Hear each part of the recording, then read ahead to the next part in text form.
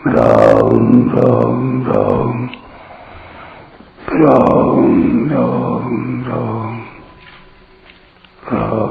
राम राम नारायण नारायण। विस्तरेणात्मनो योगं विभूतिं च जनार्दन भूयः कथय कृतेर्हि शृण्वतो नास्ति मे मृतम्। 18वां श्लोक। हे जनार्दन, आप अपने योग को, सामर्थ्य को और विभूतियों को विस्तार से फिर कहिए, क्योंकि आपके अमृतमय वचन सुनते सुनते मेरी तृप्ति नहीं हो रही है। व्याख्या। विस्तरेणात्मनो योगम विभूतिं च जनार्दन। भगवान ने 7वें और 9वें अध्याय में ज्ञान विज्ञान का विषय खूब कह दिया। इतना कहने पर भी उनकी तृप्ति नहीं हुई, इसलिए 10वां अध्याय अपनी ओर से ही कहना शुरू कर दिया। भगवान ने 10वां अध्याय आरंभ करते हुए कहा कि तू फिर मेरे परम वचन को सुन। ऐसा सुनकर भगवान की कृपा और महत्व की तरफ अर्जुन की दृष्टि विशेषता से जाती है और वे भगवान से फिर सुनाने के लिए प्रार्थना करते हैं। अर्जुन कहते हैं कि आप अपने योग और विभूतियों को विस्तार पूर्वक फिर से कहिए, क्योंकि आपके अमृतमय वचन सुनते हुए तृप्ति नहीं हो रही है। मन करता है कि सुनता ही चला जाऊं। भगवान की विभूतियों को सुनने से भगवान में प्रत्यक्ष आकर्षण बढ़ता देखकर अर्जुन को लगा कि इन विभूतियों का ज्ञान होने से भगवान के प्रति मेरा विशेष आकर्षण हो जाएगा और भगवान में सहज ही मेरी दृढ़ भक्ति हो जाएगी। इसलिए अर्जुन विस्तार पूर्वक फिर से कहने के लिए प्रार्थना करते हैं।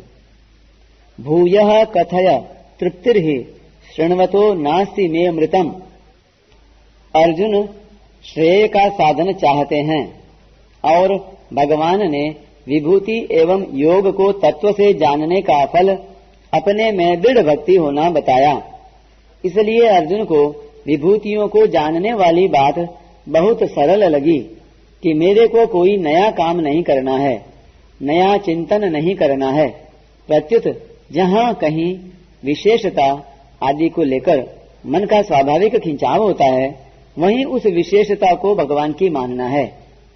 इससे मन की वृत्तियों का प्रवाह संसार में न होकर भगवान में हो जाएगा, जिससे मेरी भगवान में दृढ़ भक्ति हो जाएगी और मेरा सुगमता से कल्याण हो जाएगा। कितनी सीधी, सरल और सुगम बात है। इसलिए अर्जुन विभूतियों को फिर कहने के लिए प्रार्थना करते हैं। जैसे कोई भोजन करने बैठे और भोजन में कोई वस्तु प्रिय मालूम दे, बढ़िया मालूम दे, तो उसमें उसकी रुचि बढ़ती है और वह बार बार उस प्रिय वस्तु को मांगता है। पर उस रुचि में 2 बाधाएं लगती हैं। एक तो वह वस्तु अगर कम मात्रा में होती है तो पूरी तृप्ति पूर्वक नहीं मिलती, और दूसरी वह वस्तु अधिक मात्रा में होने पर भी पेट भर जाने से अधिक नहीं खाई जा सकती।